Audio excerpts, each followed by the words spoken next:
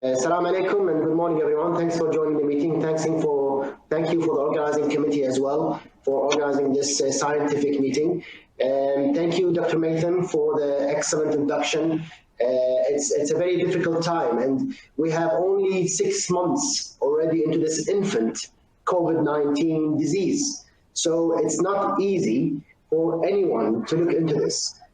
Publication-wise, we have a lot of publications, but still we are in infancy. So things are changing every day. So people need to be really patient. I know that's easy to say, but it is what's necessary at this time, because things could change as we go forward. I'm going to try to my talk mostly about clinical aspects of COVID-19 disease and link mostly that to allergic rhinitis and asthma management. As I said, it's a changing process, so you have to keep your eyes open regarding what to expect for the future. Publications are coming quite fast. Overall, I'm trying to make a focus on the implementation regarding to allergy management specifically. So, disease is only 6 months old. Severe acute respiratory syndrome, SARS, COVID, or coronavirus 2. The first one was in 2002, the aviation flu, which was much less of a pandemic, although it was significant as well. And then we had the MRSA, which is around 2012, which came mostly in the Middle East respiratory syndrome, mostly in Saudi Arabia with a camel transmission. And this is the third pandemic with the coronavirus, although this particular virus is quite novel. The virus is only about 100 nanos of size, which is very, very small. If you go to a dot of a pen, we have about 1 million nanos. So quite a small virus, usually smaller than bacteria, about even almost the size or slightly larger than the size of an antibody. And it's very, very small, but the effect is quite huge. It's an enveloped single-stranded RNA virus. Okay, there are known viruses for corona, more than 7. In the past, the 4 of them were endemic and causing mild disease, but the pathogenic viruses only 3, which we mentioned now. The coronavirus itself, there are 3 subtypes based on genetic variation, and we have the A and C, mostly in Europe and the USA, and that's mutated and different from the B type, which is mostly in East Asia. Previous pandemics, as we mentioned, have been caused by those, but the seasonal non-pandemic coronavirus is actually quite common. Maybe affecting about 20% of the upper tract infections, mostly a mild disease, but not pathogenic in that severity. About 80% of those patients who get the pathogenic coronavirus that we have in the past 6 months would experience as well milder disease of similar severity to common colds, but they will recover mostly without treatment. So what Dr. Maitham has mentioned is quite important. We're talking about containment. We're not talking about ability to treat the disease or the ability to cure it at this time. Although we're looking into vaccine and other therapeutic options, we're not really that close. So we're looking at containment and sparing the health service system from being overwhelmed and causing major and significant mortality. Because it's such a mild disease, it can be, in the majority, confused or missed as an exacerbation of your respiratory allergies, including asthma or allergic rhinitis. And that's what I'm going to talk about later on. The transmission occurs in about 40% of the patients in asymptomatic people. So people who are asymptomatic can transfer the disease. By the time you get the disease symptoms, it can take you between a couple of days to 14 days. And you're able to transmit the disease at least 2 days prior to becoming symptomatic.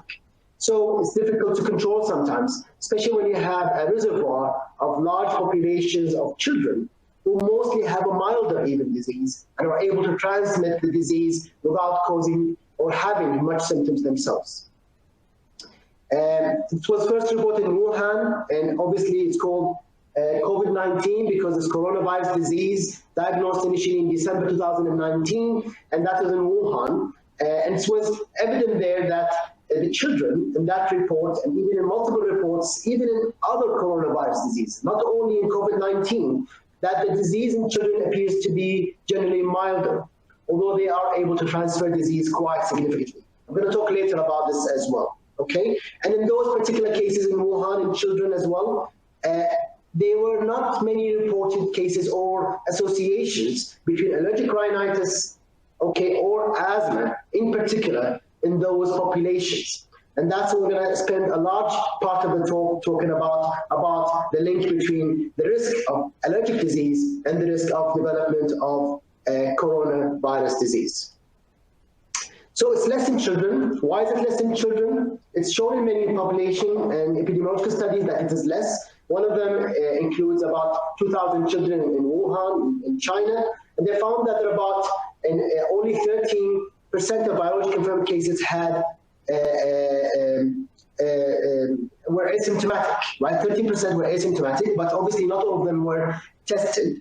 About 5% had some dyspnea or hypoxemia, and only about 0.6% progressed to ARDS. Compared to, for example, let's say the adult population, where about 5 to 7% would develop ARDS in the severe cases. So it is quite less comparatively to adult populations.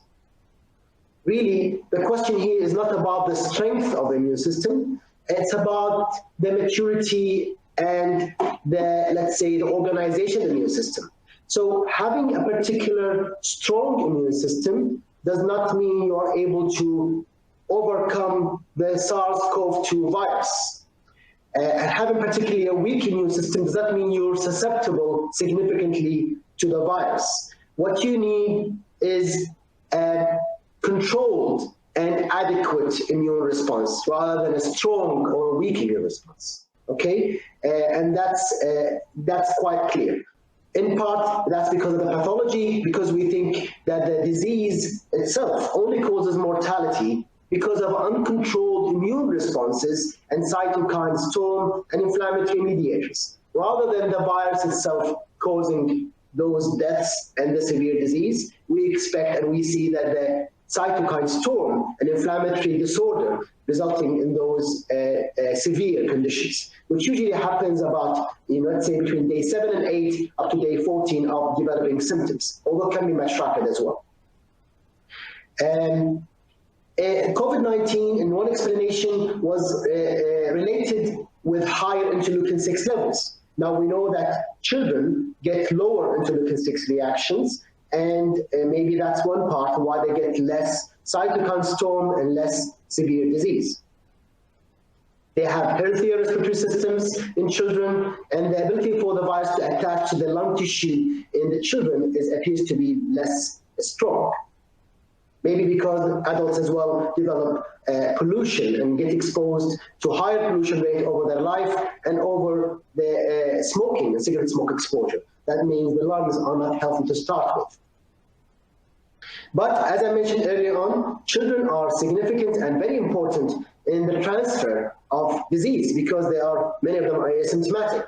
Okay, they have prolonged shedding. That's been shown in many studies. They shed more virus in the nasopharyngeal areas, and they carry the virus for longer time in the lower respiratory tract system, even though they are asymptomatic or have very mild disease. As well, we have fecal shedding for several weeks after diagnosis.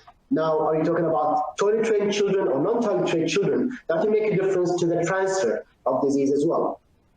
And with non-COVID-19 coronaviruses, they are detectable as well in large percentage of healthy children. So the question here, do they have a preset immunity that will help them and protect them from the COVID-19 disease, because they have been exposed already to the coronaviruses of non-pathogenic forms?